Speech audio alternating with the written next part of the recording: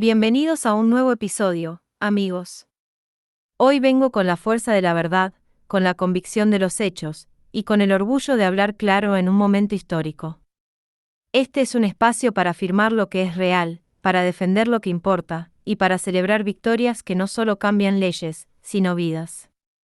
Así que, prepárense, porque este monólogo va a ser un puñetazo de realidad, inspirado en la lucha de mujeres valientes como Connie y las activistas de For Women Scotland. Hoy, 16 de abril de 2025, es un día que quedará grabado en la historia de los derechos de las mujeres. El Tribunal Supremo del Reino Unido ha hablado, y su mensaje es cristalino. En la Ley de Igualdad de 2010, los términos mujer y sexo se refieren a mujeres biológicas y al sexo biológico. Punto.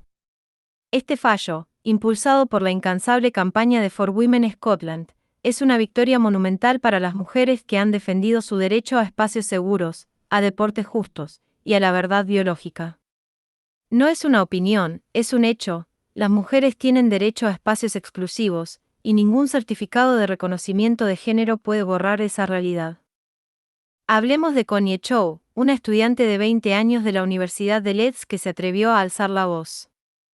Connie fue suspendida de Let's Student Radio, donde era jefa de programación diurna, por expresar opiniones críticas de género en su podcast personal y en un artículo publicado en el Substack de Graham Linehan.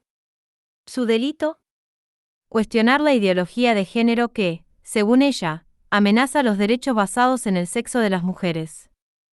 No dijo nada ilegal, no discriminó a nadie, pero aún así fue acusada de desprestigiar la emisora y de ser un riesgo para la salud y seguridad. En serio.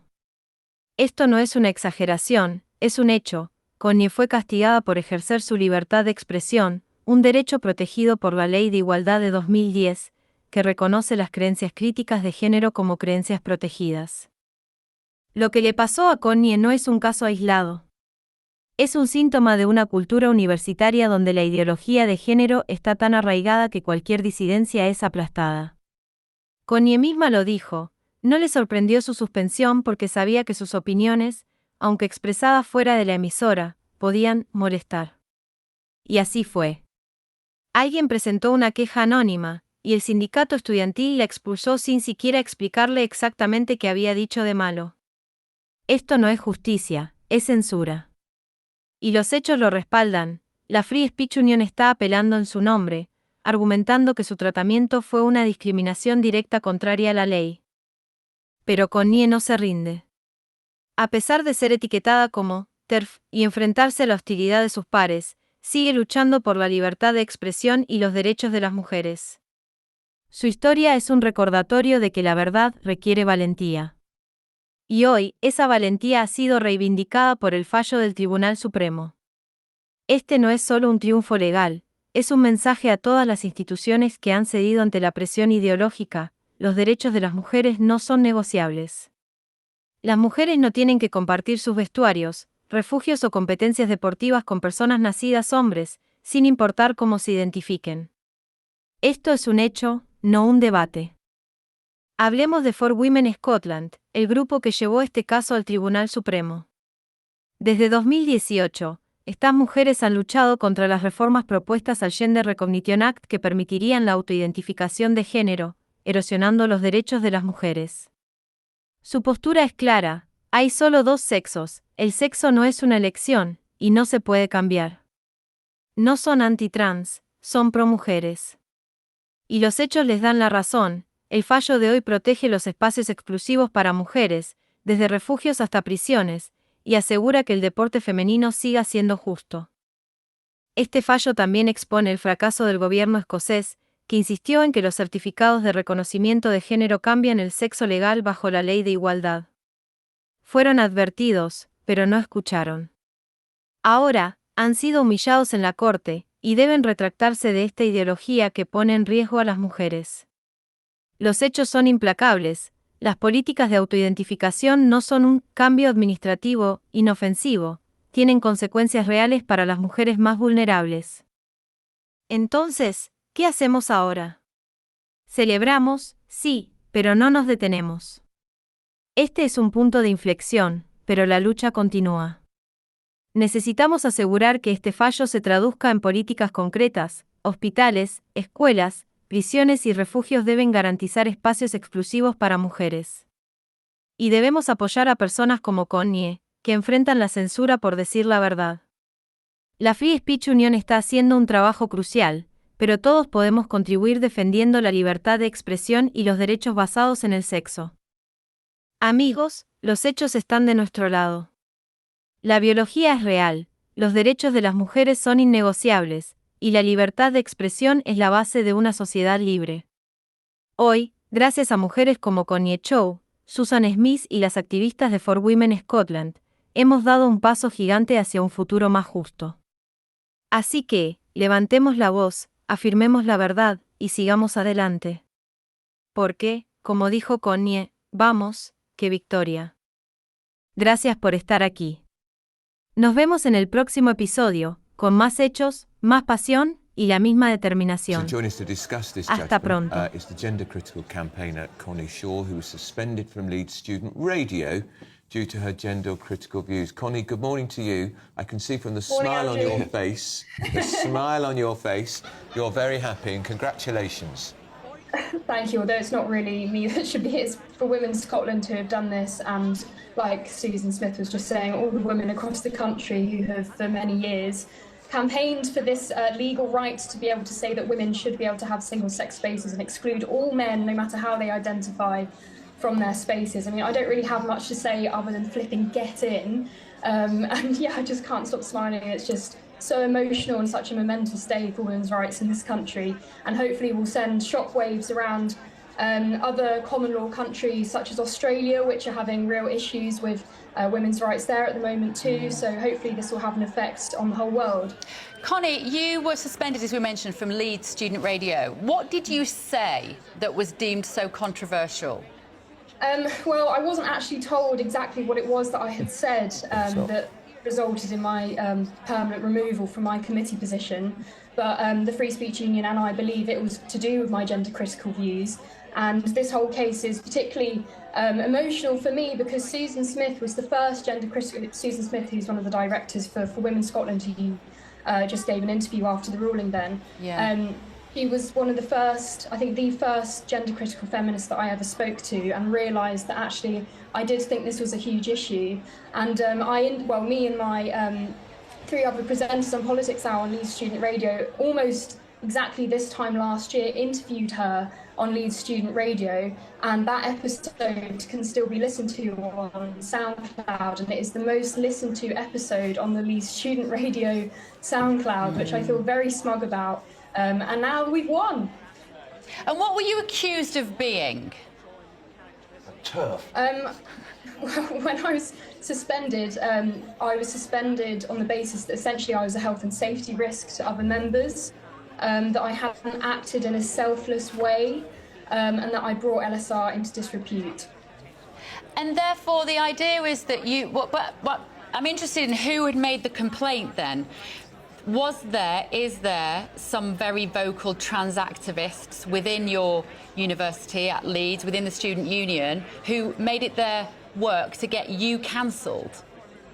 Well, I will never know who it was who made the complaint, because Chilling. Yeah, I will never be told. But I would say that it's not that there are certain trans activists within the student union, but gender ideology is so embedded within university culture that it was just bound to happen. I wasn't surprised at all when it did happen, which is why I'd already purchased my Free Speech Union membership, basically in preparation, because I knew that what I was saying, even though what I was saying wasn't being broadcast on Leeds Student Radio, it was my own personal podcast and my own Substack and social media, I knew that I could cause people some upset, and I did. So yeah, I wasn't surprised at all. But I don't know who made the complaint, and I doubt I'll ever know. Connie, would you be keen to go back onto Leeds Student Radio? Well, not particularly. I mean, go on. Come to LBC if you can. I mean, maybe LBC? You mean GBNews? How dare you, Stephen Pound? Yeah. I mean, No, they take people from the student Why radio. not go back on? To have your say. Sorry? Why not go back on and have your say? You've been vindicated, after all, by this court ruling. Well, not necessarily, because they didn't overturn my appeal. When I appealed the decision, it wasn't overturned. But I mean, they said that if I wanted to return and run again for committee, I'd have to write an apology to the station. Connie. Well, you know what? Do that. Their loss is Substack, clearly, and GB News' gain. We want you here on our panel talking such common sense, because the wheel is turning on this issue. And you have played a part in this. I know you said you aren't involved in the court case, but anybody who stuck their neck out, any woman who swam against the tide, should be celebrating this morning. So good for you. If somebody has gone for the full reassignment surgery, they would argue, I am now a woman. Why are they wrong, Sharon? But to get a gender recognition certificate, you don't have to do that. And that is the problem. That's it in a nutshell. And isn't it, Sharon, that you have to live as the opposite sex for a certain amount of months? But it's incredible. 2 years now. So you have to say that you've lived. You have to say that you've lived as a woman. What is living as a woman? I mean, you know, is it the fact that you put a skirt on? Is that what makes you a woman? Or that you put your makeup on, or you grow your hair? Or what is it that makes you a woman? Living as a woman, to me, I find extraordinary. And that is, in a sentence, to me, it's very difficult to get my head around. It's 2 years of saying you live as a woman. It's over 18. It's a diagnosis of gender dysphoria.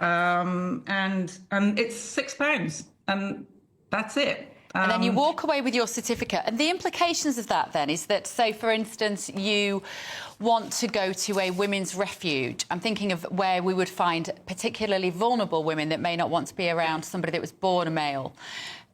That would allow you to have access to that. Now, what we're seeing today in the Supreme Court is, if the idea that a gender recognition certificate is recognised to that degree in law, then those people will therefore be able to access those spaces.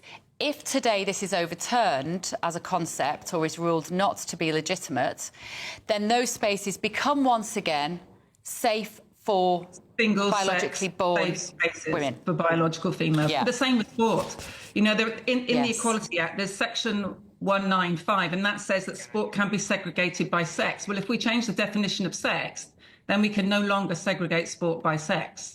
So it will remove all protections that women have to safe spaces or fair sport or you know, even to just a biological reality, basically. Right, so judgment's just come in. Obviously, it's very loud outside the Supreme Court here. All the campaigners coming out, celebrating, chanting women's rights and human rights. I've got the judgment. It's very thick and there's lots to get through, but it's worth reflecting on how significant this moment is. So Lord Hodge, you may have heard before the break, saying the court is well aware of the strength of feeling on all sides, which lies behind this appeal. The central question on this appeal is the meaning of the terms women and sex in the Equality Act. The unanimous decision of this court is that the terms women and sex in the Equality Act 2010 refer to biological women and biological sex. This has been going on since 2018, a massive moment, a huge loss for the Scottish government, of course, and hugely significant going forward for legal understanding of sex as it pertains to law. And of course, you can hear that strength of feeling right now behind me.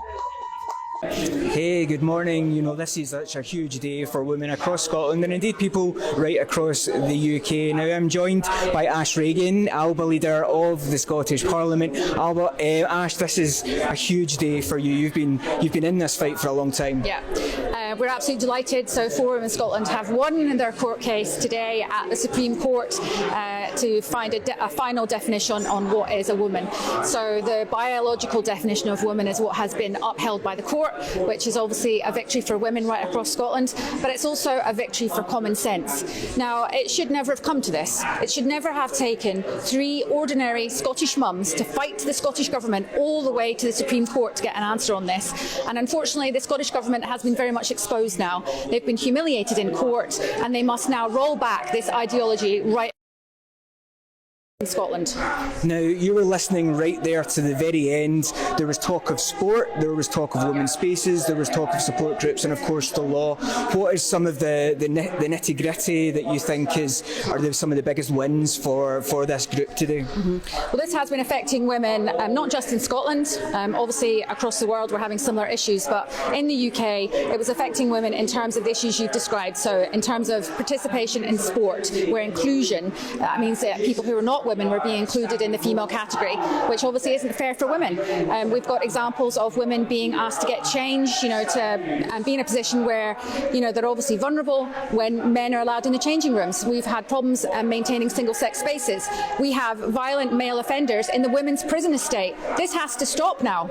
We have to draw a line under this now, and we have to move on. And the Scottish Government must take this very seriously. There can be no more prevarication. They must roll this back through the public sector. And we now all know that a woman is an adult human female, and it has a biological definition. Now, there's a party going on next door. I don't know if you can tell. I don't want to keep you any longer, but very, very quickly, how is the Scottish Government feeling right now? I've no idea how they might be feeling. To be honest, I haven't got a lot of sympathy for them. They were warned repeatedly by myself and by many other women that this did interfere with the Equality Act, that it created a hierarchy of rights, and it was the wrong thing to do. They didn't listen. They've persisted and persisted and persisted. In fact, I told very senior members of the government at the end of last year that they should drop this court case, and they didn't do it. So they only have themselves to blame for this now, but I hope they take this seriously. They recognise they've been roundly beaten, that their magical thinking that is dangerous for women is now finished, and they need to roll back this ideology. Ash Regan, thank you so much for taking some time. I don't want to keep you any longer. I know not to keep a Scottish person from a good party. That was Ash Regan here at the watch party for Women Scotland in Edinburgh. This is obviously a huge day for women right across the country who have been in this fight for a very long time.